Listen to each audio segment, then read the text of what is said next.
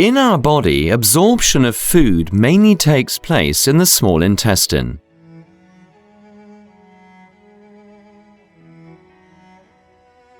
The inner wall of the small intestine is highly folded and has many small projections called villi.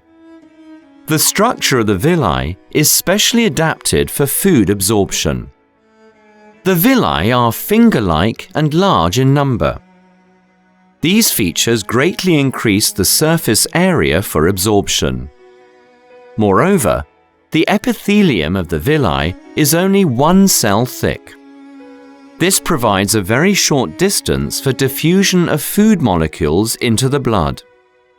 The cell membrane of the epithelial cells has a large number of microvilli. This further increases the surface area for absorption. Each villus has a lymph vessel called lacteal in the center. The lacteal is surrounded by a network of capillaries. These allow the absorbed food molecules to be carried away rapidly. Therefore, a steep concentration gradient of food molecules can be kept across the wall of the small intestine to increase the rate of diffusion of food molecules.